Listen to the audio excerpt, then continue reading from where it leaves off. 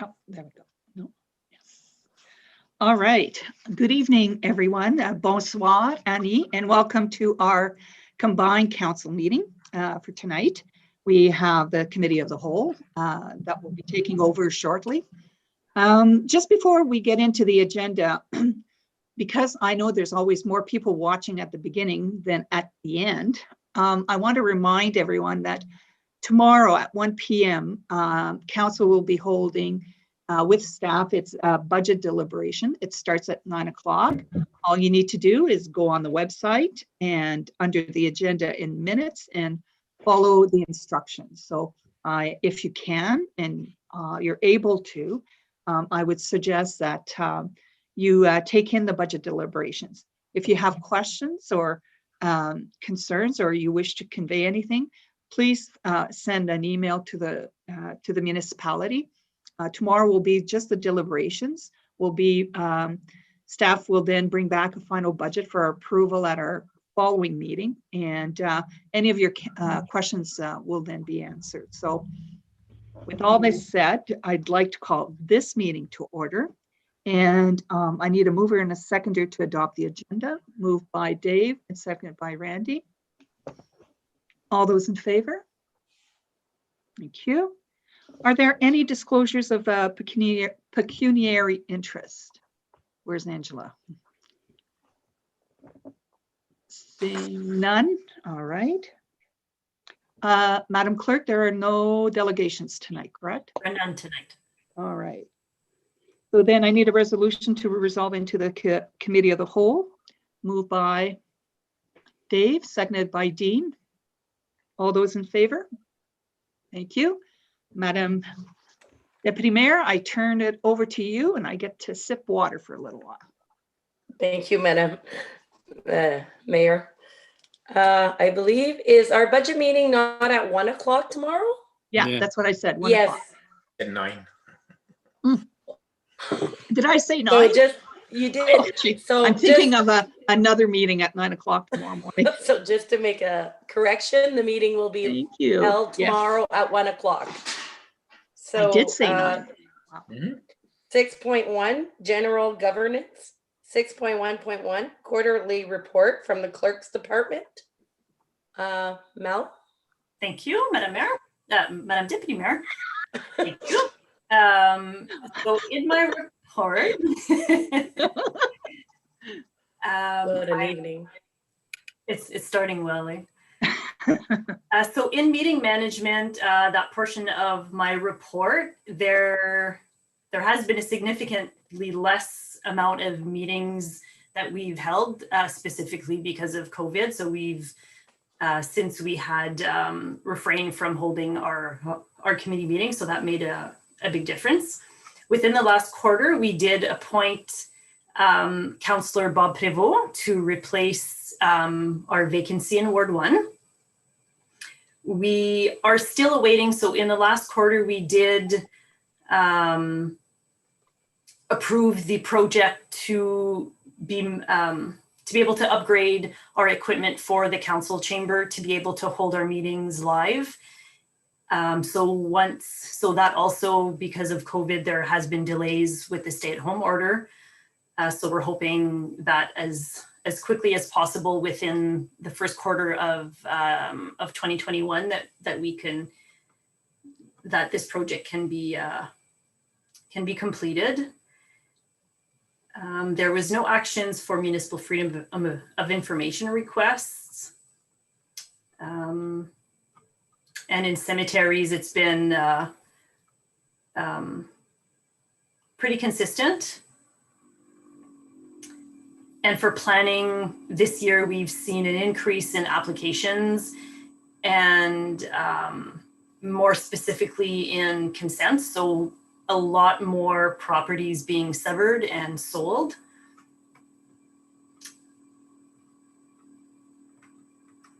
And that's pretty much it for highlights. If there's any questions from council.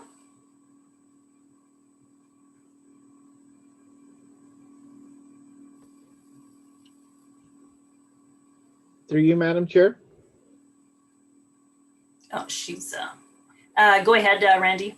Yeah, so once the new upgrades are done to council chambers, hopefully in the first quarter, we will then be able to return to normal in-person council meetings? We are hoping that is going to depend on the gathering restrictions. So if there's still restrictions for meeting indoors, that is probably the only thing that's going to restrict us from going back to chambers. We are, with this installation, we are looking at having plexiglass to be installed between each member, but we're still going to be affected by the gathering limits. Will we be able to, though, the 6 councillors and staff, be able to be in-house and broadcast? And then maybe perhaps eliminate the gallery until such time that those limits are lifted? That option could be looked at. We can discuss that to see. Under the current restrictions for indoor gatherings, we wouldn't be able to do it. Okay. So we'll have to see where the government goes over the next couple of weeks with the stay-at-home order and the emergency orders. Yeah. Thank you. Thank you. Does anybody else have any questions? So has any of the work commenced, Mark, or has the equipment arrived? The work hasn't commenced because the person hired to install is considered non-essential at this point in time, and is from Southern Ontario, and felt it appropriate to wait until restrictions are lifted at this point in time. So we agreed with his decision, and we'll await patiently. The equipment has been received, to my knowledge, within his warehouse in Southern Ontario. And so hopefully things can move quickly once we can get going. Okay, thank you very much. Any further questions? Okay, thank you, Mel. 6.2 finances, 6.2.1 quarterly report from the finance department, budget versus actual. Is Mark Flaherty, our treasurer, on? He will speak to this. Yes. Oh, 1 second. For the it's split between the two, operating budget and also capital budget. For the operating budget, and it's I want to stress again that this is unaudited numbers. We have in column A, we have if I just go on a total basis, and if you have any questions later on, we forecasted an operating or an excess of revenue budget about 610,000, and we have actuals of $1.3 million for the whole year, and which is a variance of about $706,000. This variance can be explained. It's a increase in the revenues and a decrease in the expenses. For revenues, the major items we received COVID Safe Restart funding for $313,000 that was not budgeted. Also, we received grants in the environmental department for small community fund, and also for waste management. That was over a budget for $77,000. And we received also, we had for other revenues, we had insurance proceeds from a claim for a 2-ton truck. And also we sold the used dozer. Both items generated $116,000 of unplanned revenues. And we also had other revenues like increased user fees, SEBS invoicing, aggregate revenues for $120,000. That explains the revenues. For the expenses, we had a decrease of $53,000. That can be attributed to utilities, savings in utilities, electricity rate reduction, lower price of fuel, and also the facilities were closed during the year, which helped on the utility side. Also, we had a decrease in representation and advertising, about $70,000. That's due to COVID, more online training and conferencing and deferred or canceled events. And also we had some reductions in contracted services especially for municipal drains, $31,000. That's for the operating budget variance report. Do you have any questions? Yes. Councillor Randy? Through you, Madam Chair. So Mark, the reductions in the drains, is that because they couldn't provide the full scope of service, or how did they realize those savings? It's just it's a timing issue. The drains, it depends on the schedule, work schedule for the drains, and this year there was less work being done, so there was less expenses. So there's going to be less revenues also for the grant. We receive a grant for this. These amounts are going to be a lesser grant. Okay, thank you. Does anybody else have any questions for Mark? No? All good? Thank you, Mark.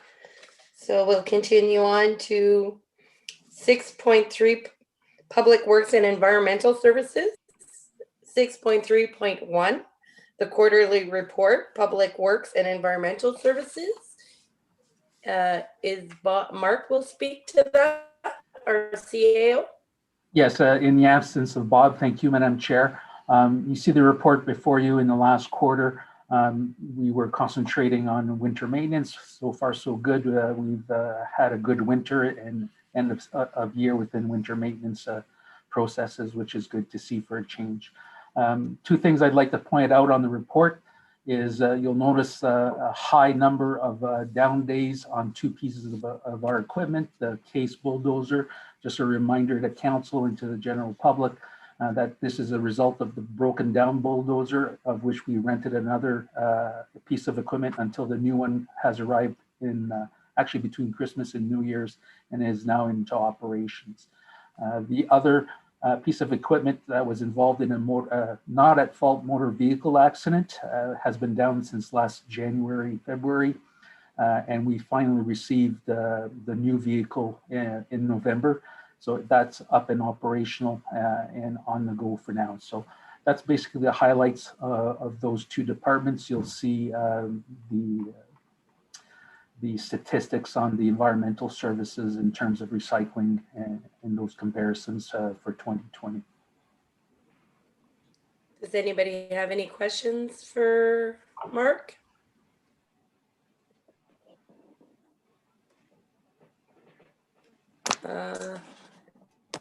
Anybody? Mayor? Giselle? I gotta scroll back and forth to see everybody. Okay, you have to unmute Giselle. And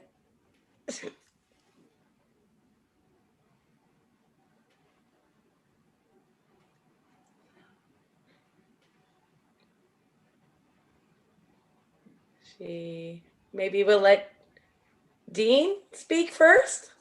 Dean, you have a question? You also have to unmute, Dean.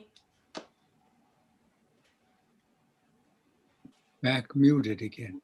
Okay, Okay, so you're good. You can hear me? But I was just noticing the 318 days that truck was out, and I presume that's the one we just finally got insurance for. Is that right? That's exactly correct, Councillor Winborn. Okay. Okay. Thank you. Mayor Giselle? Okay, just under flood controls, the 51 from 2019, that's because we had the big floods here and a lot of the roads and culverts were all messed up, right? That's exactly right. And does that represent like actual roads or culverts or days worked on? Because on top there, there was the one road reduced to single lane for 9 days. okay. Oh yeah, I remember. Okay. Any other questions? Seeing none. Dean? I'm going to ask another question. I don't know how relevant it is, but I'm just more curious than anything. But when I look at the days where vehicle breakdowns are tracked after 24 hours or days, And I look at that and I wonder, does anyone ever attach a cost to that? Including when we have to rent, like that bulldozer we had to rent when ours was broken down? I mean, Yeah, the costs are associated within our operational line items. I don't have the exact figure for me, but certainly we can attribute some of those costs that have been incorporated within our operations due to those breakdowns. The one associated with the insurance company, we pretty well covered 100% of the cost recovery of it. So they covered the rental fee plus all the repairs and upgrades to the new vehicle. I have One more, Mayor One more. Giselle. well, maybe we're not there. We're not doing environmental services right now. We're still just public works, right? Both reports are We're doing both. Both? Okay. So if you go under environmental services, where it says time spent removing bulk waste from transfer site. 2020 was exceptionally high and, in my opinion, totally unacceptable. That's where our public works people have had to remove couches and barbecues and high chairs and whatever. Is that correct? And if I may, through you, Madam Mayor, and I see Kevin's on too, but and Arden just signed in. But Okay. if you recall, Bob reported at the last quarterly report, there was an inflation on those numbers because they changed the format in how they calculate the hours. When they were initially calculating the hours to pick up that contaminated or discarded waste, they were only calculating the time spent at the bins and not taking into account the travel time and those costs associated. So that's why you'll see an elevation in those Okay. hours. Got it. And our I believe contamination, Cap- sorry, and just one more. Nope. Our contamination percentage is still like at 85% for recycling? It's still significantly high, yes. Okay, Councillor Bob. Yes, can go thank ahead. you, Madam Chair. Maybe a question to Mark, and I'm sure you have it, an inventory of all our machinery. If I could get a copy of it, maybe sometime next week. If you look in your budget packages, you should have received what our current inventory is for equipment and vehicles within the 5-year capital forecast, Councillor Pivot. So that's our total equipment is listed there then. It should be listed there. We'll double check with our treasurer to make sure that we haven't missed anything and get back to you. But all of that information council received, I think, yesterday by email. Yeah, I saw some of it there, but I wasn't sure if that was a total. Thank you, Mark. Okay, anybody else? Councillor Dean? Thank you, Madam Chair. I'm looking at that 215 total hours in 2020 for that bulk waste removal. And what would you put to a dollar cost per hour for that? All up, wages, benefits, the whole deal. Yeah, it's usually the hourly wages and benefits, which off the top of my head, in the $30 an hour range, and usually takes us 2 individuals to do that at a time. Thank you. So you could just multiply 215 by 30. By 60. By 60, because we usually send out 2 employees, because some of the bulk items we need 2 individuals to lift it up and get rid of it and haul it back to the dump. So are the hour, it says transfer site in hours, is that in hours for 2 people? It doesn't say that. It just says hours total. If it says hours total, I'll have to get confirmation on that exact number. It would Just be to confirm interesting. if it's total hours or is it total hours times 2 individuals. Councillor Randy?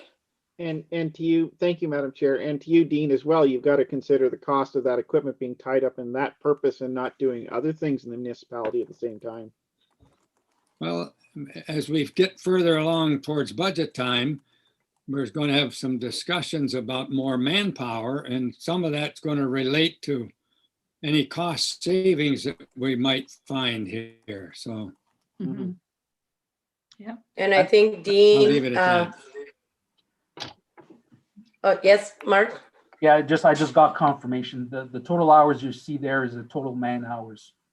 So it already takes assumption that there's 2 individuals doing the pickups.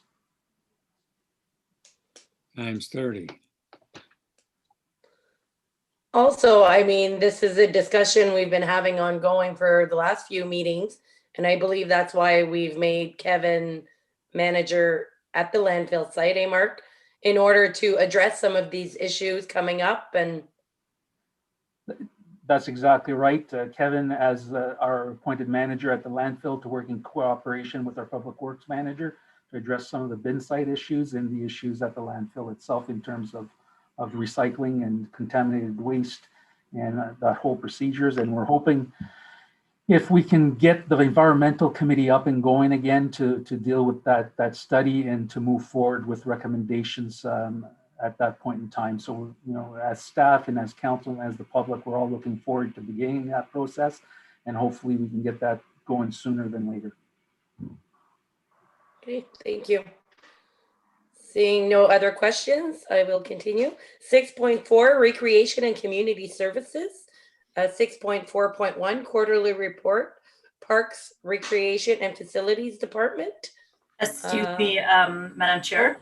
I think you skipped 6.3.2. I did. Sorry. So I will go back, I guess. 6.3.2, draft winter maintenance agreement with Paroisse and David. So is Mark speaking to this or?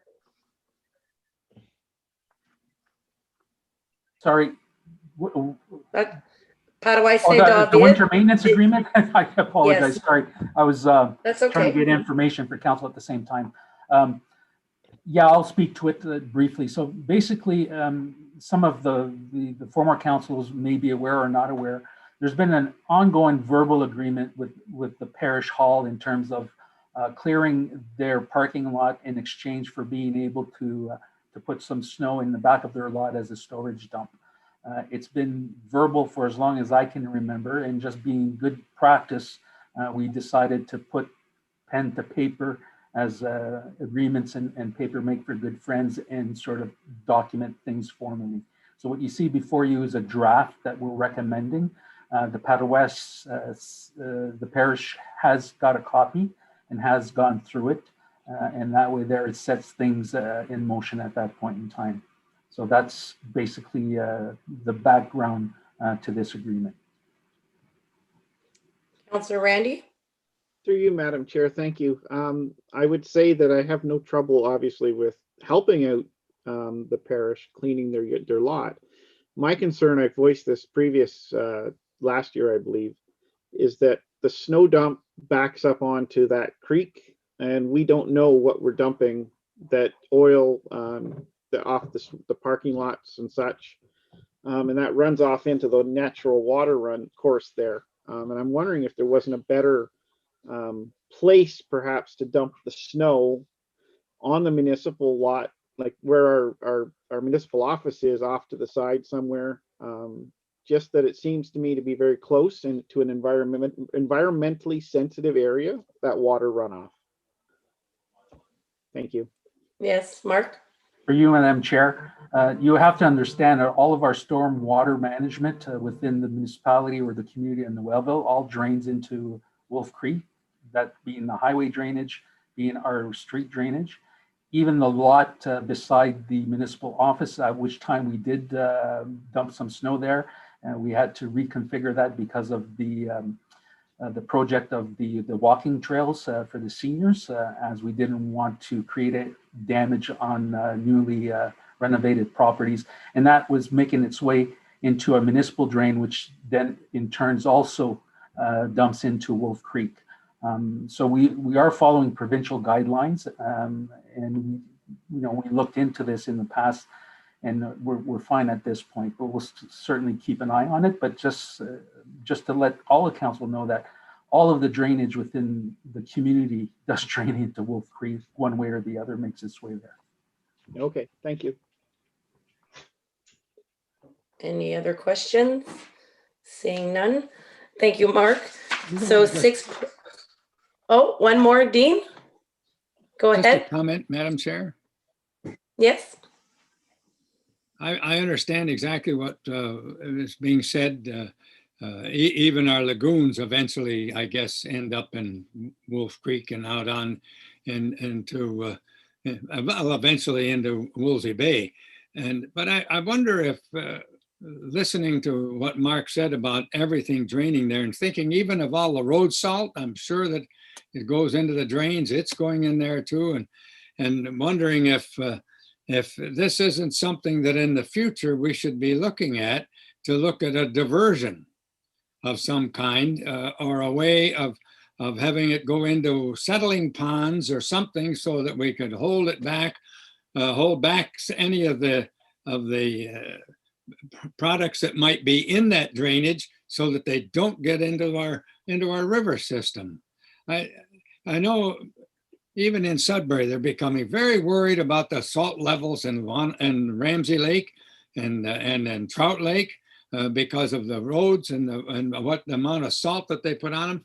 And I know we probably don't have that kind of salt problem, but we have some that obviously is going to be going in there from Highway 64 and 535 to our drains and everything. So just something that we ought to put on the calendar for thinking about in the future, that maybe we should be at some point pumping that stuff into a withholding pond of some kind and settling it out before it goes away.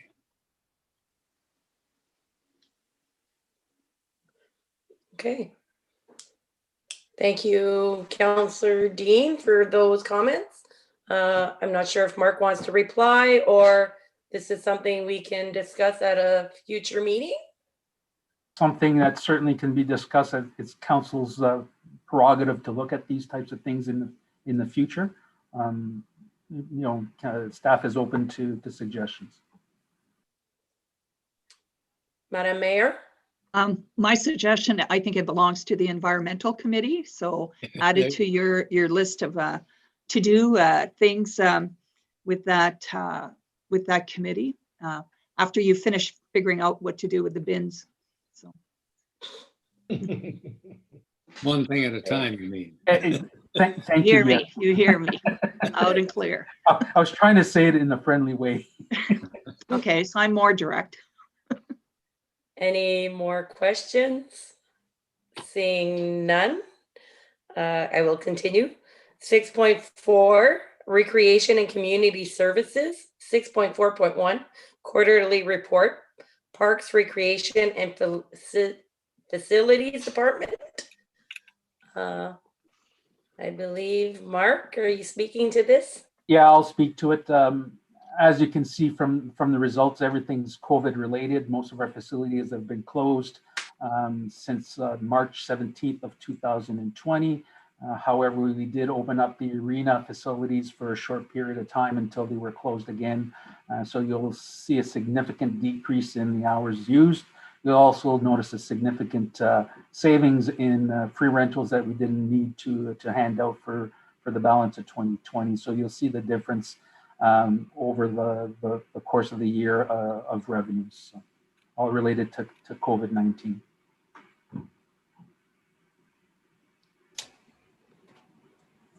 So if I may, just a question for, I know our canteen at the arena, we had put off payments. Is that continuing through this COVID still? Yeah, our treasurer can confirm, but yes, Release? that's been continuing at this point in time. And then we'll just look at that whenever it is safe for her to reopen next fall or something?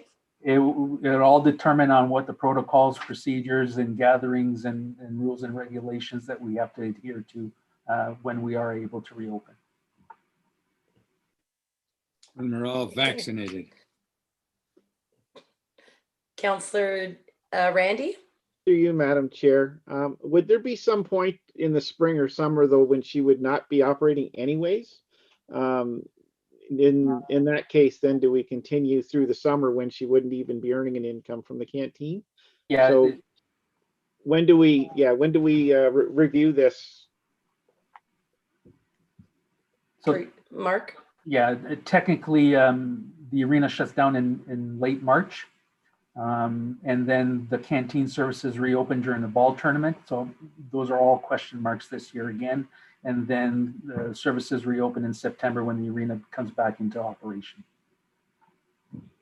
And we do have a lease agreement that we just updated for, if I don't recall, for 3 years, if I'm not mistaken. So I'm sorry, through you, Mark. Also, needless. Oh, My quick question then go is, ahead, Randy. does she pay rent all summer when she can't access the property to do business, or is it free through the summer just when she's operating? I see the clerk has her hand up, that maybe Okay. assist me with this one. If I may clarify, so it's a monthly payment, an equal monthly payment throughout the year. So that some months that there's no burden compared to others. Yeah. Okay, thank you. You're welcome. Also, just to mention, Randy, she's had no income for a year. For a whole year, she hasn't been running. So I don't think we could justify starting to charge her rent in May when she's had no income for a year. You know, if you look at it that way, because she has no other source of revenue if she hasn't operated for a year. And I don't believe she qualifies for any of the funding that is out there for a small business, because it is a very, very small business. Yes, no, completely agree. Okay, so are we good to continue on? Mhm. 6.5, Emergency and Protection Services. 6.5.1, the quarterly report, Fire Department. I believe Rock will speak to this, Yes, thank you, Madam our Chair. Fire Chief. Yes, thank you, Madam Chair. I just wanted some key highlights. We have one new recruit at Station 1 in Noelville that started off in mid-September, which he's doing very well at this time, loves it. Also update on the fire department. In 2020, we successfully did 3 water rescues since we started the program in 2009, with minor injuries only. Coming to that, the Ontario Fire College in Gravenhurst is permanently closing in March of 31st. I will have some more information for council to come up later on, probably in mid-February or March, with what is going on with that facility and the programming for training firefighters outside our fire department. And also, we are in a collaboration purchasing with South Bruce Peninsula for the fire trucks. We are looking at taking advantage of possible savings and other perks from another municipality that has a bigger reach with other websites. Any questions?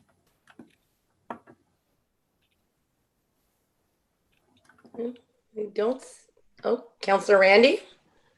Sorry for being so talkative this evening. Just to clarify, we're not sharing the truck with them. They're just helping us in the buying, right?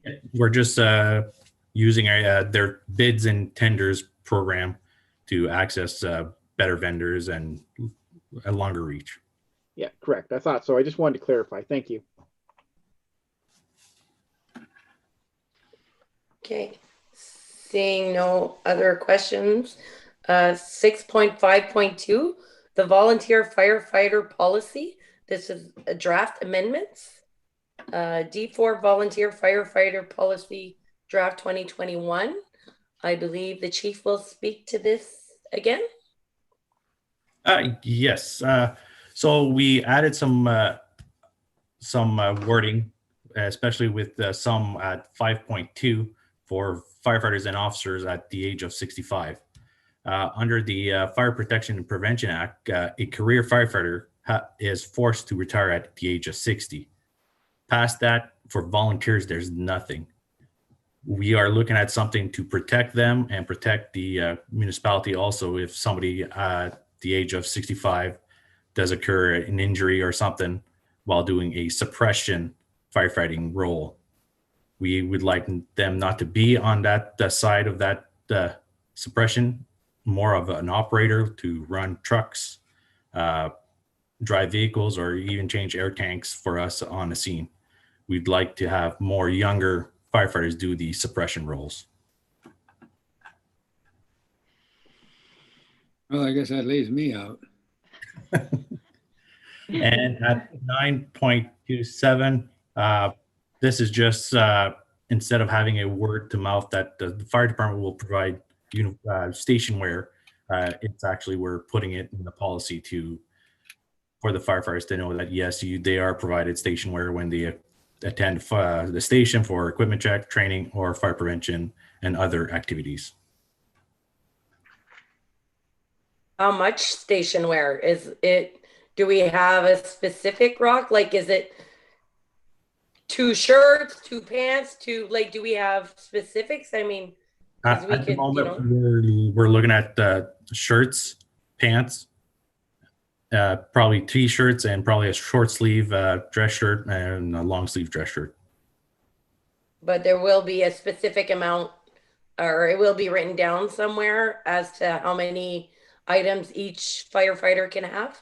Yeah, eventually we'll have that all a good breakdown for council in the future, and we'll probably update this policy also. Okay. And the other is 10.3.4. So this was a practice back in the day where firefighters were allowed to use the facility, wash their vehicles, use the common area to socialize with other firefighters. Instead of having it as a verbal understanding with the management, we are looking at having council to encourage our volunteers to attend the fire station, wash their vehicles. This is an incentive that is the non-financial for the municipality. These firefighters come here on their own time. They use station 1 where there's a couple of workout equipment to work out. And some of them actually do their online courses here and socialize in the common area. Anybody have any questions or comments to this? Mayor Giselle? I'd like to go back to the age 65 and older provisions that are in there. I guess there must be something in the statute that allows you for firefighters to do this, because 65 putting forced retirement type of a thing has been struck down by the Supreme Court. So this is to make sure they can stay on, but in a less active role. Is that what the purpose is? Yes, under the Fire Prevention Act, a career firefighter, like a full timer, at the age of 60 has to retire. There is no thoughts about it. But after that, volunteer has no act to fall under, and can continue in a suppression role. But in light of age and probably health, we'd like to see a lesser role, but still remain on the fire department to assist us driving trucks. We need drivers and assist us on the fire grounds with handling tools or even changing air bottles. Mm-hmm. Well, I'm a firm believer that 65 is the new 40. So, thank you.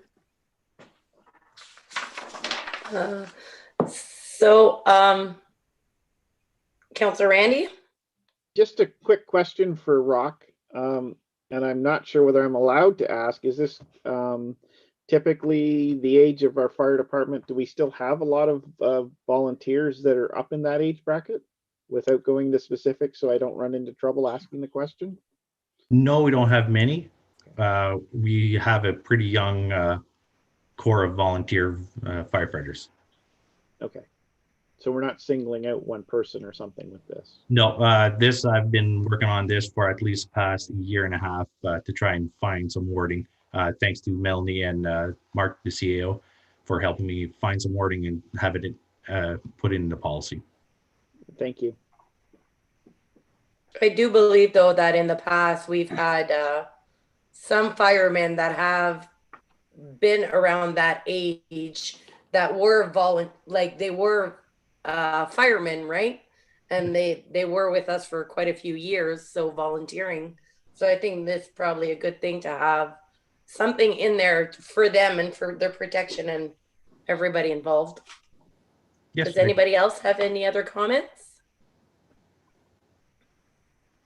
Okay, seeing none, I believe this will be brought up at a later time. We'll continue. 6.6, building planning and development. 6.6.1, the quarterly report, building controls and bylaw services department. Is Andrea online or she's with us? Yep. Did you want to speak to this, Andrea? Yes, thank you. Good evening, everyone. The French River fourth quarter report basically shows that French River had a really good year in 2020. We had almost $7 million in total cost of construction, helped along by a bit of an investment in schools, but also across the commercial sector. And definitely the people of the municipality are investing in their properties. Lots of renovation and accessory structures. And we're still holding strong with new builds, 17 new builds this year. Lots of lovely cottages going in where COVID has changed people's plans to move north more quickly than maybe they anticipated.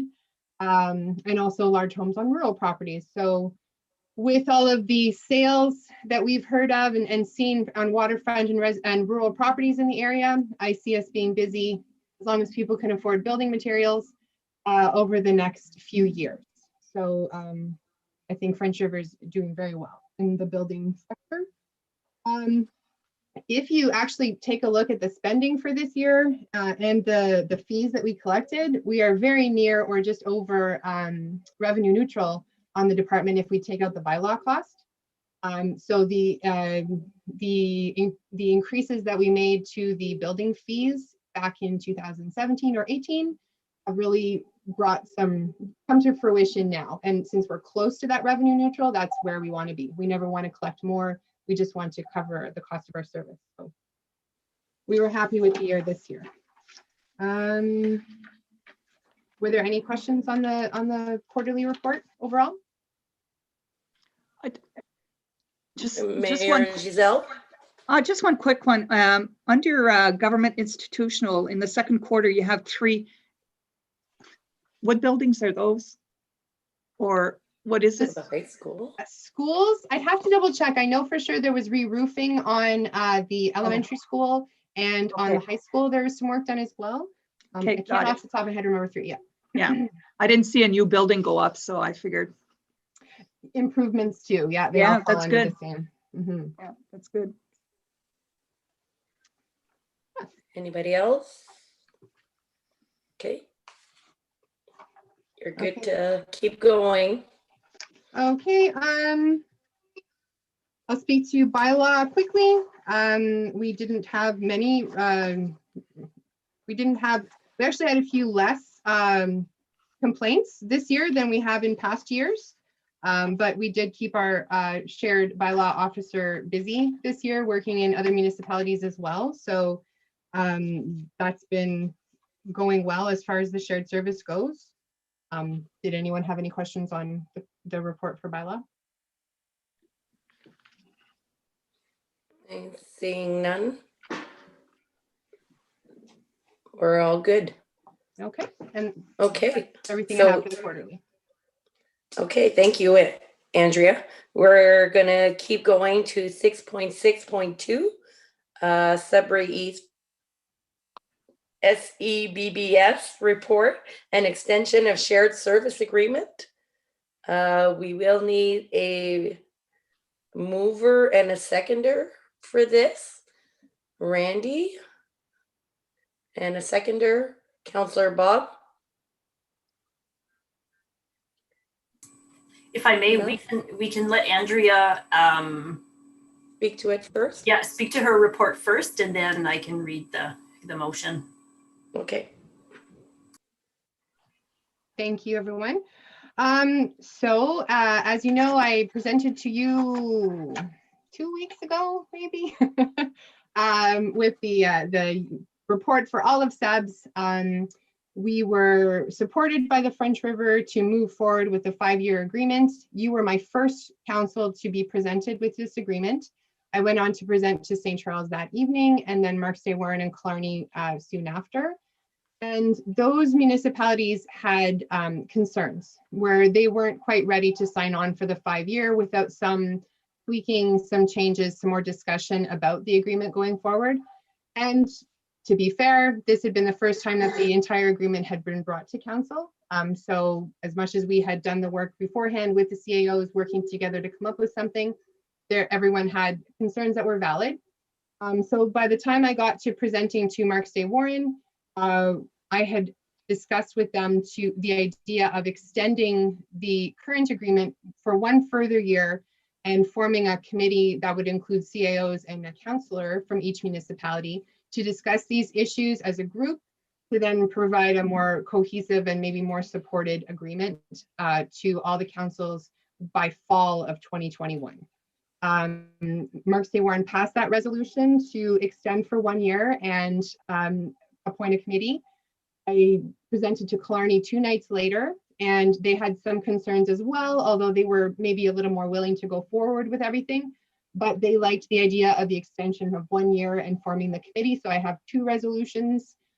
And then about half an hour ago, I presented to the municipality of St. Charles, who was also in agreement to the 1-year extension. So I do thank municipality of French River for their support for the agreement. But I think working in a shared service means listening to everybody's concerns. And I think that the shared service has worked well and everyone was in agreement there. Just there needed to be a solution where more voices could be heard to work out the small details to move forward for multiple years. So this is what I asked council to review tonight, the idea of going forward with an extension and forming a committee. And I'll also just note that 2 of the other municipalities had appointed councillors just within the meeting. So if French River was open to that idea, that would be helpful too, to get us moving quickly on getting the committee together.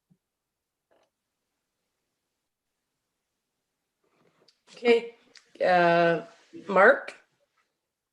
Just If to you wanna jump in speak. and add, this does not affect our financial obligations either way. They remain constant, so there's no issues in terms of budgeting at this point in time. Okay, Councillor Giselle? Councillor Mayor Giselle? Oh, what a night. Oh, that's okay. That's okay. It's been a rough week for me too. So don't worry about it.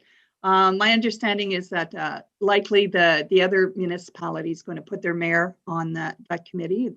And so if there's no objections, I wouldn't mind going on that committee because I want to make sure that it works the way that it should work.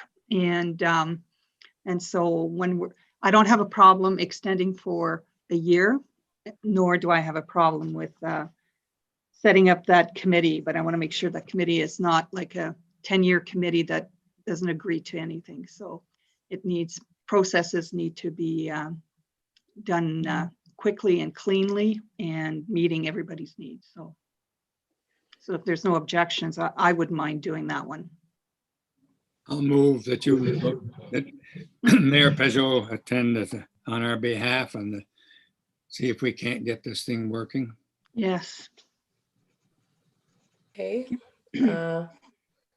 Does anybody else? I believe you need one more. No, just one. Councillor Bob, you want to speak? Yes, I will second that motion. Okay. And I have no problem with the 1-year thing either. Okay. I support that. Support I it. believe you need another member also. Is that correct? No, no. Just the mayor? Just the one? CAO. And the CAO. And the CAO. You guys Will volunteer. voted in. So are we, Councillor Dean? I'm going to ask this question of Andrea, just because I'm curious about the little points that the mayors and the CAOs have to work out. I'm kind of curious of what they are or what's the biggest. I mean, we can read some of the issues on the report here, but there must be more that they're unhappy with. And I'm kind of wondering, are they solvable, Andrea? Do you think we're going to be able to have an agreement that suits everybody? Thank you. Yes, I do believe we'll be able to move forward with an agreement. And really, the objections are what you see in the report. Mark St. Warren wanted some changes to the overall budget, which there are some changes that can be made quite easily. The municipality of Killarney had some concerns about how we calculate the percentages that each municipality pays, especially based on area. Their argument was they have a large amount of provincial parks where you wouldn't really be able to issue permits. So they wanted that taken into consideration. So I have that data. And St. Charles was concerned about where the managing municipality was to go. I think that since the meeting where it was first announced, more conversations have happened, and I feel positive that we can make the changes to move forward. It's just that not everyone felt like their voice was heard. And one of the ways we've set up this shared service to keep costs down is that we don't have a board or a point to get all the councillors together, like the planning board. So we are learning. Perhaps this committee would become something where, you know, we'll see where it goes. For now, I would really like it to just get us to an agreement. And I think it can. I can do that. You. I have Councillor Mallet. Yeah, through you, Madam Chair. Just a quick question. What's the total budget of this shared costs between municipalities, roughly? The total budget for next year that has been proposed? Yeah. Just over 200, close to 260,000, between 250 and 260,000. Okay, thank you. Okay, seeing no other questions, I believe, Mel, do you want to read the resolution? Yes. So I now need a mover. no, it's okay. After. No, you've, I've got a mover okay. and a seconder. So just as Andrea had mentioned, since French River already passed the agreement at our last meeting, we need to repeal it. So the motion is going to speak to that.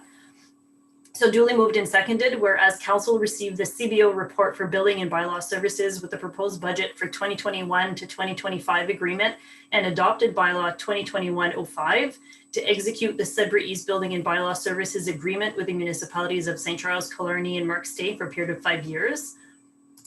And whereas each municipality did not adopt the said agreement as presented.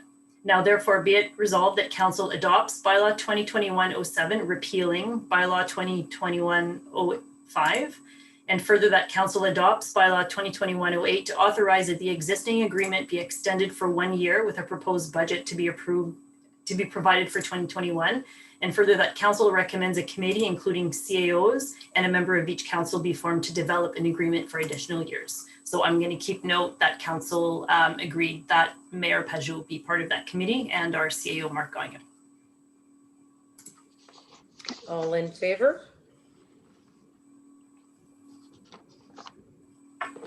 Okay. Thank you. Thank you, Andrea. 6.7, AMO Board Report by Councillor Randy Haslett. Yes, through you, Madam Chair. I wanted to take an opportunity to put this on the agenda. Sitting on the AMO board, I represent with 3 other members all of Northeastern Ontario, and we're undertaking a lot of really interesting work that with the province. We advocate on behalf of municipalities on things that are going on in our area. So I wanted to just do a breakdown of what we talked about in the last meeting. We meet at the end of every other month. So it's a 2-day session. And so the committee of the whole meeting happened on the Thursday, the 28th of January. Something very interesting that came out of that meeting. The discussion was with the compliance of municipal codes of conduct with relation to council. There's been lately a fairly well-known case in Ottawa where a councillor has done something that was egregious And the only way as a municipal councilman or mayor to be removed is through a criminal code act. Otherwise, we're only penalized with monetary 3 months. I think 90 days is the maximum removal of our pay. So the minister in charge of municipal affairs had come to us and asked the entire board to come up with our thoughts as to how to better discipline council and how to go about enforcing removal of somebody that doesn't breach the criminal code, but yet has done something so wrong that they really don't have place in council. So additional monetary fines were discussed, and we ultimately came with a new set of tools we decided that the integrity commissioner should have, and ultimately to remove somebody from council through a process where the integrity commissioner would send it to a judge. If he felt it was warranted, the judge would then rule on it and have the person removed. So, you know, and that's in an extreme case. So they've sent that, they're producing a paper to send that information out to the minister. So hopefully that he can, in the next short while, make a ruling. The minister felt it was not proper for himself to completely step in this case and meddle in municipal politics. He's a provincial representative. So the second day of the general meeting, we always have a caucus meeting. So the northern members get together. I brought to that meeting the discussion of Great Escapes cabins here. Mayor Pajot did a story on the news recently about them not receiving funding. So that was then taken in note by the secretary at that meeting and will be sent up to the province to have further review of what can be done. And then when we resolved into the main meeting, we looked at the Provincial Offences Act. They're talking about the province would like a lot of the smaller fines that are going through the court to be offloaded to municipal courts to help speed things through. We also discussed the new automatic camera systems that the province is rolling out. They're not red light cameras, but they're mounted actually on roadsides, great big pillars that will be released in some of the cities very soon and take photographs like a photo radar and directly charge the owner of that vehicle. We then went in to discuss the community safety and well-being program that we've all recently heard about, that we have to have had in place January 1st. We've asked for a deadline because of COVID to not have to implement that program fully. As we know, we just formed a committee for this. I believe the province has moved that off till March, but we were asking till June. So there's still some talks about how soon we have to fully implement that program and the costs. It puts a huge burden on the municipalities. And really, there still isn't a really solid understanding of the direction of that program and how we're supposed to work together and what we're really supposed to produce, other than ideas on how to better drive the community's safety. The Universal Broadband Fund was discussed, and we asked for an extension to the deadline to that fund or a second intake be opened. AMO produced a climate change paper transforming municipal workplaces and how municipalities could better offload some of their employees to work at home full time now that they've seen how employees can work off site. I guess in some of the larger centers, of course, they can't house 100 or 200 employees in office spaces. And there's a significant savings for the municipality not operating the buildings and such to have those people at home. So we discussed the transformation that's undertaken. We received a report on municipal liability and how come our insurance rates are spiking. We then discussed municipal responsibility for extraction under the water table of aggregates. If we were to allow anybody to open a pit and dig below the water table, we're ultimately responsible legally, and we just have to, we discussed the ways to object to take ourselves out of liability for that. We received the long-term care report for COVID-19. That's the final submission has been put forward, and AMO reviewed it and put out some further suggestions on how to further improve the report, considered how it was submitted. And that took the full day. So thank you. I appreciate the opportunity to discuss these items further if anybody wants more detail. Anybody have questions? Mayor Giselle? I think I'm talking as much as you are, Randy. Listen, this thing, whenever I hear the word download to municipalities, it makes me nervous.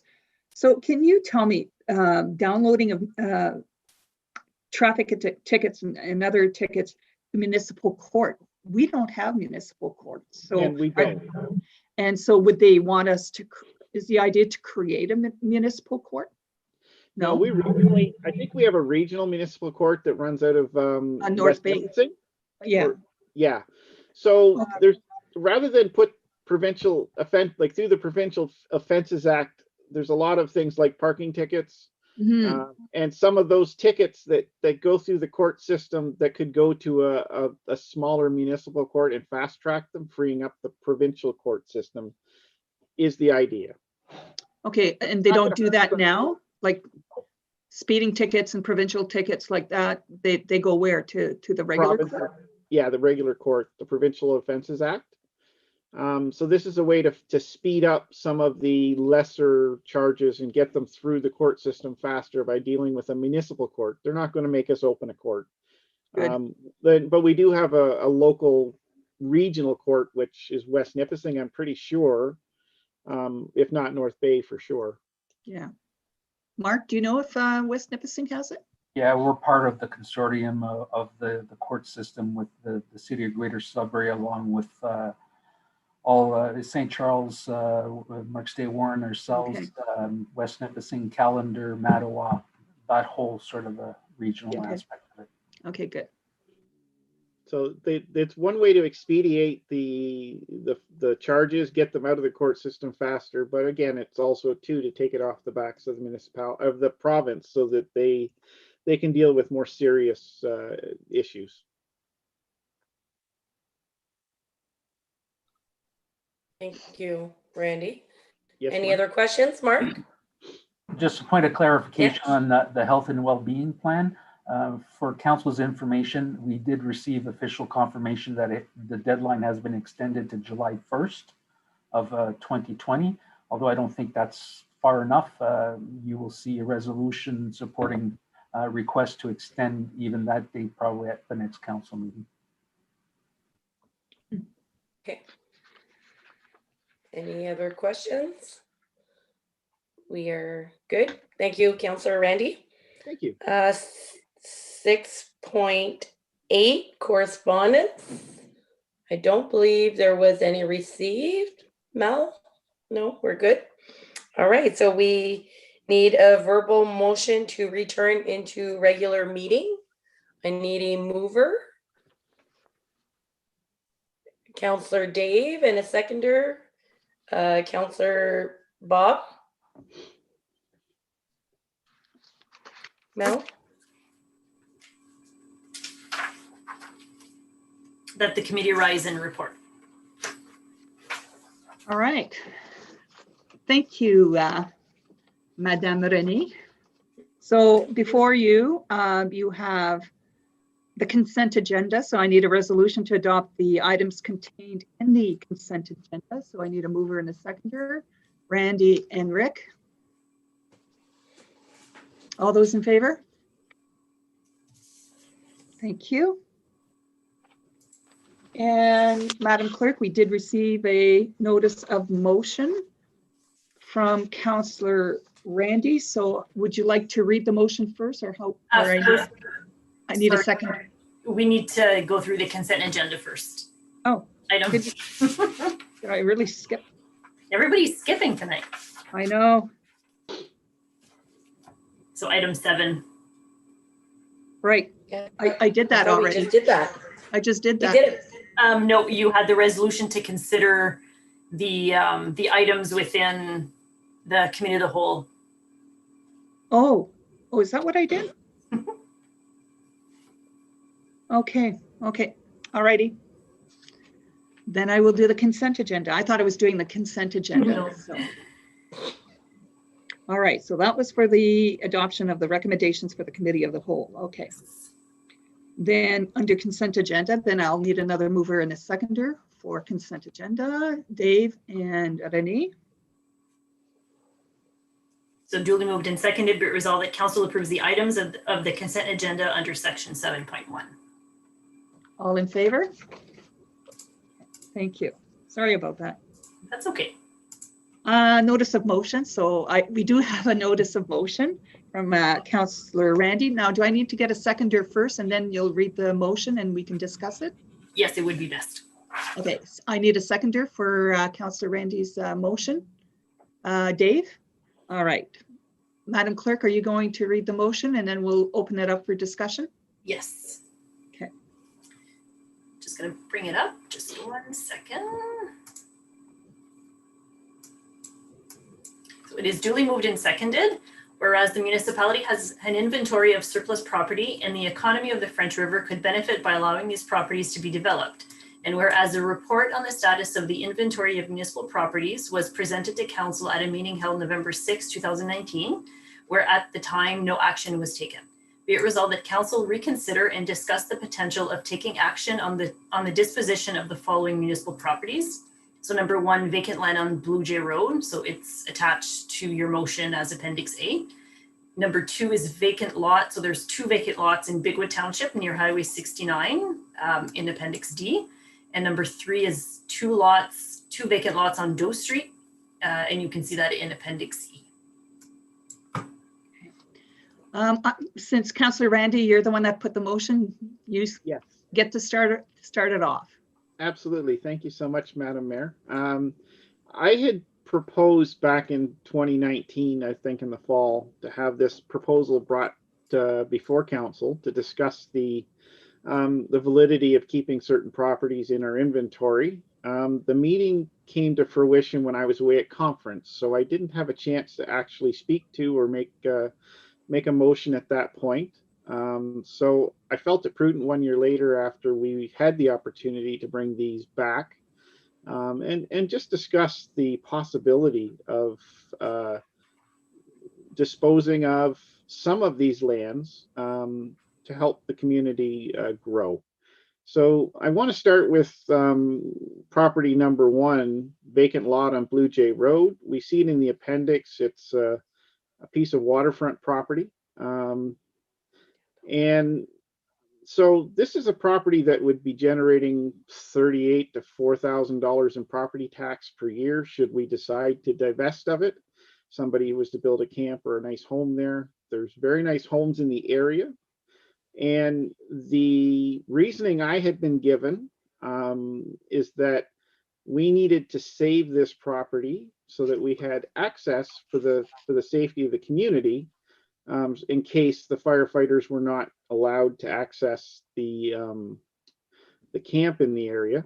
Now, when you read the Ontario Fire Prevention Act, Section 5, number, I'm going to find it right here, Section 5, 13-1, a firefighter or other such person may be authorized by the fire chief, the fire marshal, or an assistant to the fire marshal may, without warrant, enter lands or premises that are adjacent to the lands premise on which the fire or emergency has occurred or is occurring for the purpose of fighting the fire or of providing rescue or emergency services, that the adjacent lands or premises on which there is a serious threat to life or safety, any person, or the quality of the natural environment or purpose removing to reduce the threat.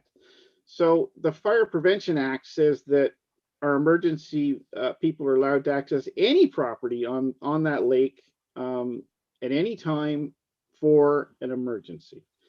So that negates that fact. So I would like to see if we could place Blue Jay Road up for sale because it has a high value and will bring significant taxes to our municipality. Councillor Richard? Oh, I'm chairing now. Back to my turn. Don't have it anymore. Yeah, I see you, Richard. But before, it's been that kind of a night. Oh my God. Before we do, though, I'd like to ask staff to comment on these first, and then let's have a discussion afterwards. So, Mark, Sure. would you mind addressing this? Certainly, I'll address number one on the resolution, which is Blue Jay Road. It just doesn't have to do with the Fire Act, and I apologize, Councilor Randy. I don't know who provided you that information in terms of the fire services, but regardless, that piece of property is the last piece of property the municipality owns on Bear Lake. As council is aware, we already have other issues on other accesses to Crown land and or lakes of which we have no access to, which is starting to create us some issues. Secondly, I personally visited that piece of property. It's a ravine, basically, I would say a good 20 feet deep at this point in time. Seems to be a water course that dumps into Bear Lake. And also our drainage system for part of Blue Jay Road is also drains into that area, making its way to the lake. As we've seen with La Brosse Road, we had to delay that capital project because we didn't have legal access for drainage across private property. In this circumstance, we're fortunate the municipality does have land its own that can make use of proper drainage legal of its road system. And secondly, long-term planning, I've encountered in my 30 years of experience, areas where a municipality has divested itself of land on a public lake, has regretted that decision 20, 25 years later, and not being able to have access to it. So long-term planning, when you have one piece of property owned for lake access is in my, our recommendation is not proper future planning for the residents in the community of the municipality. That's the position from staff at this point in time for council's consideration for number one. Can you speak to 2 and 3 as well? Let's start with 3 because that's a simple explanation. Back in the 2019 report, yes, we're in agreement that those properties are accessed. We were provided direction to see if there was a non-for-profit agency that deals with non-for-profit housing, which is basically our representatives at DSAB. We started initial discussions, but lo and behold, in early 2020, we all started with the COVID process and those talks haven't continued. So we don't have an updated report in terms of if they're interested in making developments. Those 2 pieces of property are not side by side, they're separate. So they're small enough that you can maybe put a duplex on or not. But again, the non-for-profit housing development and access to the provincial funds that are available, we default to the DSAB board, who are the experts in doing these types of projects. We will certainly pursue that, and should that not come to fruition, we're in agreement that we should be divesting ourselves of those 2 properties and listing them with a proper real estate agency. Yeah. Okay. On number, if I may, Madam Mayor, just to provide a little bit more content on the property on Bigwood, which is landlocked, as we all understand. Yeah. There's a little bit of history to this in terms of how this came about. It's 2 pieces of property that have been put up for tax sale, with no bids being offered, and at the same time, MTO was trying to acquire all of that land for themselves for the Highway 69 project. The municipality at the time, through tax sale, was able to divest invoke the vesting of that property into their name. And they were compensated by the Ministry of Transportation at the time fairly nicely in terms of creating a landlocked position, because once the MTO went into expropriation, they can only expropriate the amount of land they needed for the project. They couldn't expropriate the whole piece of property at the time because they couldn't get a hold of the landowners. The municipality took it and were compensated from MTO with we're not sure, we're trying to confirm the understanding. Is it because they thought it would stay in public hands and because it couldn't be sold because it was landlocked, property value, taxation, revenues for future. So at this point in time, we need to confirm the understanding with MTO if we can move that way.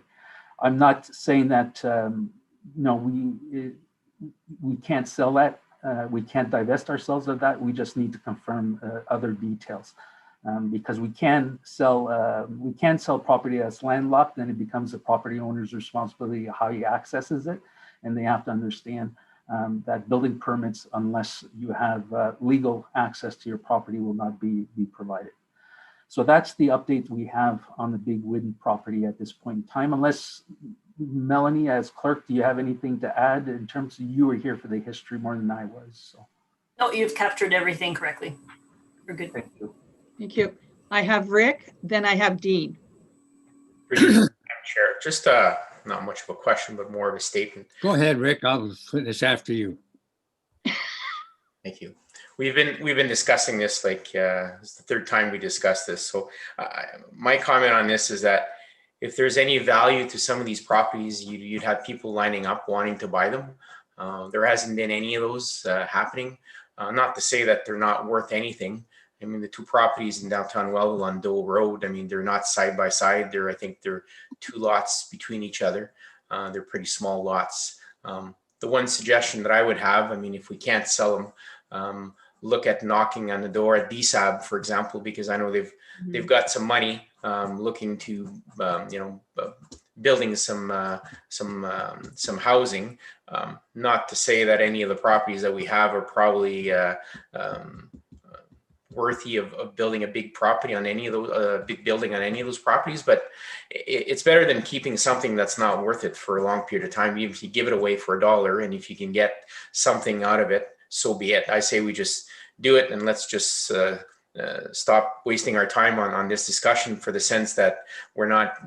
This doesn't have a big impact on the operation of the municipality if those lots are kept or not. So anyway, that's just my comment. Thank you, Dean. I don't know whether you can hear me or now. I've almost lost my, here we go. Can you hear me? You're good. Yeah. Okay. Those two lots, I'm very, very familiar with them, but it's kind of interesting that the one that, if you were looking at the map, the one that's on the west side, that lot, the runoff for the highway that's going down to 607 near the railway crossing, that runoff just about goes right through that lot. Mm-hmm. And the only access to those lots now, because Bigwood Road is done over there, is from the bottom end of 607A or 607A. And there you'd have to cross the railway track, as you can see, and private property. That it's a no-brainer. That's done. Those lots are not worth anything to anybody. Yeah. Yeah. I have Randy. I think you were waving, Randy. Yeah, thank you, Madam Mayor. And the Deus Street 2 lots, yeah, like Richard said, Mr. Millett had said, I think it's time to divest them, sell them. Let's get DSAB in here and get a decision made rather than drag it on. When I was proposing that along the same lines is low rent properties, so that people with fixed incomes can get in and get a place to live and start to grow in our communities. I understand the two lots now aren't side by side, which I initially thought they were, but either way, they can still accommodate a house. And if we can move as a council to get them out on the open market or get DSAB to commit, I think is really a good idea. I hear what Councillor Wenborn is saying about the Bigwood properties, but again, let's turn them back out to the market and see if somebody's interested and let that be their problem. And you know how I feel about Blue Jay, so. Okay. Any other speakers? Bob. I see you, Bob. Go Yes, ahead. thank you, Matt. Thank you, Madam Mayor. On the first one, living on Bear Lake, I know that property, and what Mark says, it's a ravine, it's a runoff, it's a nice sized lot, but it would lots of work to be done, and our only access, that one I would like to keep. As far as the other two, Bigwood and on Doe Street, if we can grab a few dollars somewhere, get buildings, get taxes, and get it off our inventory and off of our agenda, let's go for it. Thank you. Renee?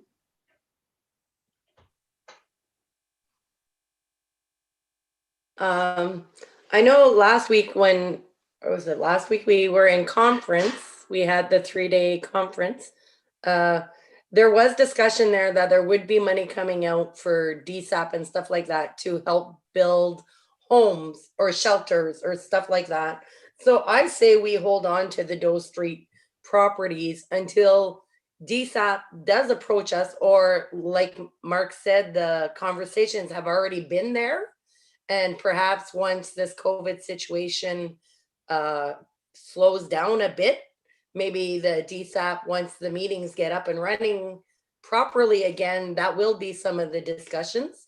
I know that they're really pushing forward to move away from shelters and having more lodging places for people for low income. So I think that's something we need to consider. These properties are not really costing us anything, as I realize we are not generating extra income. I think sometimes it's better off to wait and make the right decisions. I know the one on Highway 69, it's landlocked. How do you get a driveway in there if you got to go over a train track? I mean, will they even allow that? And I don't know if the comment that came out, Randy, was really appropriate of letting the person who buys that deal with that problem. I think we also, have to think about our constituents when, I mean, we do represent them. So at the end of the day, we don't, we want to be fair to everyone, to ourselves and to them. We want to be able to sell them a property they could actually, have a driveway on or be able to access. I don't think if we can't access it, I mean, it's not good for us to sell it. That's just my opinion. And as for Blue Jay, I think keeping water access on the lakes, I think with some of the other lakes we have in the area and some of the issues with our docks that are crossing private property, or public docks, if we own that land where that dock was, we wouldn't have so many issues like on Trout Lake or on the French. A lot of places were going onto private property. So I think it's smart to keep access on water, especially on that lake, because there is no access to it for ourselves. There's no launch there at all, unless you go to the lodge, I believe, right? Bob, if I'm not mistaken. So that's my comments. I have Rick, and then I have Randy. Thank you. Speaking to offering lots to, let's say, DSAB, for example, I wouldn't necessarily wait. I know for a fact that they're in the process of divesting of some money for some properties, and there are properties that are actually being offered for free to the DSAB on the island, but that's at the other end of our region. So if we were to offer those two properties on Doe Road for $1, it would be a good offer, and we'd get it off our docket, and end up you making use of it. So I would just do the offer. I mean, unless we think that people are going to be lining up to buying those 2 lots, which they haven't, let's just try something like that. There's no reason to wait. I would send a letter saying, hey, we've got 2 lots, assuming council agrees to that, that could be available for you, and let us know what you think you can do with it. Okay, I have Randy, and then Mark, did I see you waving too? Yeah, it just, moving on to what Councillor Millette said, I'm prepared to re-engage the conversation with Fern Dominelli, the CEO of DSAB, once we get through the budget process at the end of this week. And I'll promise to report back to council on the findings. And if you're all in agreement in terms of Councillor Millette's suggestions, I'll certainly entertain those discussions. Randy. Thank you, Madam Mayor. I was going to say basically the same thing. I was going to ask if we could ask for a letter of understanding with the DSAB board, approach them and ask them if they would sign an agreement in the future to take the property for whatever cost. If not, then we could move ahead and get it on the market swiftly. Back to Renee's, Madam Carrier's comments. When I said it was the owner's responsibility for Bigwood properties, obviously we have to, in any real estate transaction, put into the agreement that it is landlocked. I mean, it's not us hiding anything. It's part of a real estate transaction that happens for everybody. So, I mean, we know it, and we'd have to give that information up. So when I said that, I meant let the owner make that decision knowing it was landlocked, but not reintroducing it to the market doesn't allow anybody to consider that for themselves. So that's my thoughts. Okay, well, I see that we have some agreement on some stuff and some not agreement on some other stuff. I'm going to make a suggestion. You can take it. I would suggest at this point, since there seems to be a commitment and consensus, especially with the land, the 2 lots on Doe, to have a discussion with DSAB sooner than later. And then perhaps we can bring this back for discussion at council. So my suggestion is that we defer it until we hear from DSAB. No, as far as the other 2 lots, the Blue Jay one, I totally agree with Mark and the rest that we should hang on to that one. The landlocked one, it really bothers me in a way, because why should we put our staff through, going through, because then they'll have to be assessed. Correct me if I'm wrong, Mark. They'll have to be assessed and whatever, and then put up for sale and et cetera, et cetera. So that's, unless there's an urgent need, we're not in financial dire that we need to sell this right away. I don't see it. So my suggestion is that council defers this discussion until such time as we hear from DSAB, so that we can see whether or not we can get rid of the DAO. And then once we have that, then we can maybe take a vote on the actual motion. Mark? And maybe Madam Clerk, maybe you can help me out with this one. Yeah.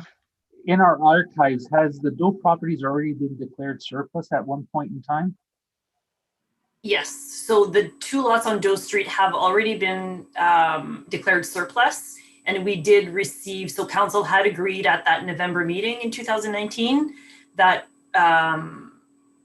in the report, staff had recommended that we approach DSAB, and if that process didn't pan out, that we would put them for sale. So staff already received direction on those ones. So as per discussions tonight, I think that's still the wish of council. So we don't need to declare them surplus a second time. We No. just move forward with the DSAB and then go through the selling process afterwards. Okay. So Dean, sorry. I'm going to make this comment. Those 2 properties on what used to be called Bigwood Road that are completely landlocked, not particularly valuable properties. And at the best of times, we took them for taxes at one point. That's how we got them. But in any event, why not see if any realtor would be interested in listing them? And if anybody wants them and the realtor thinks they could sell them, why don't we try to just see if anybody's interested? If not, that closes the subject.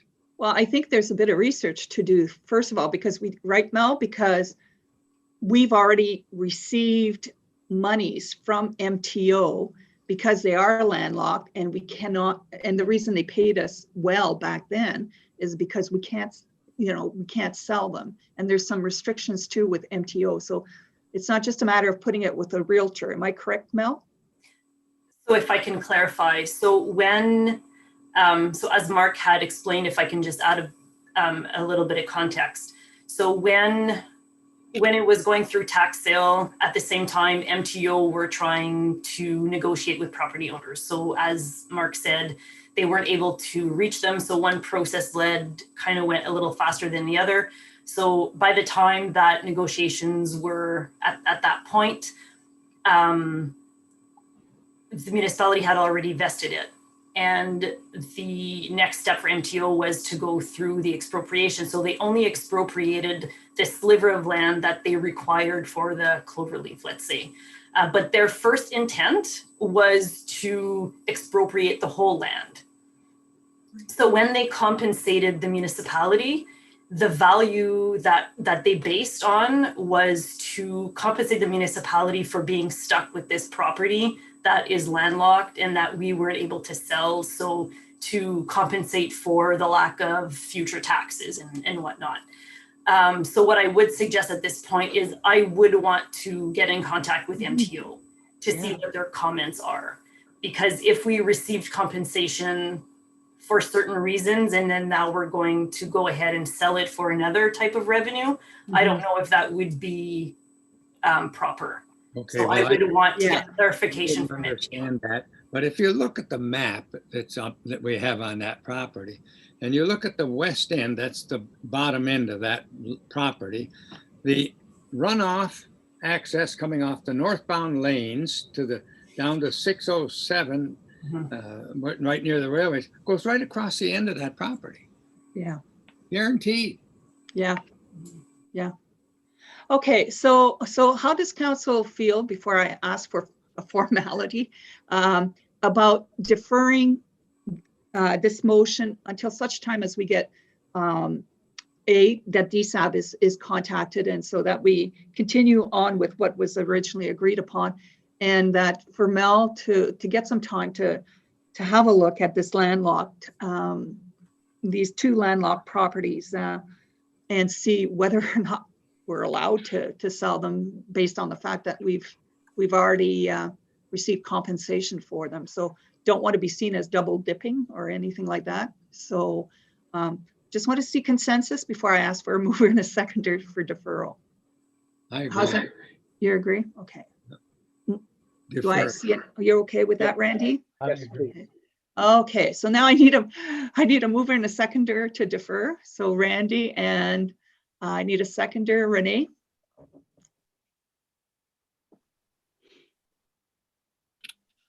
So just when we're deferring, we need an exact date until we defer. Well, we don't expect you to do it tomorrow. Please. I know. And the discussions with, of course, with DSAB is not gonna, it's not a, do you want to buy a piece of property, or we want to give you a piece of property? I mean, there's a lot more. So I would say, what, 3 months? Is that, I'm looking at the staff, because you're the one doing the work. So you tell me what's reasonable. Let's say by April 21st. If we get information prior to that, of course, we will come to council with. Okay, why don't we say you report back to us on this deferral on that date, and if there's still information, if you're still gathering information, or we're still waiting for DSAB or MTO to answer, because we all know because of COVID everything is taking a little longer than ever. So so just that you report back on the 21st. If you have a full report, that's wonderful. If you don't, well, just let us know what's happening. And DSAB doesn't meet until the end of February now, so. Oh, okay, there you go. There you go. Okay, so all those in favor of the deferral to April? All right, thank you. Okay, thank you. All right. We do not have a close, so then it's deferred. I don't have to, so I don't have to deal with the resolution, right? We don't have a closed session for tonight? Nope. Nope. All right, so then I need a resolution to adopt the confirmation bylaw, moved by Dean and seconded by Randy. All those in favor? Thank you. All right, and just before I get the resolution to adjourn, want to remind everybody, 1 o'clock tomorrow for budget. Encourage people in the public to send their questions ahead of time for us, or to send them subsequent to it to us, so that we can have a good discussion about the budget. So until tomorrow. So I need a resolution to adjourn, moved by Dean and seconded by Renee. All those in favor? Thank you. Bonsoir. Merci.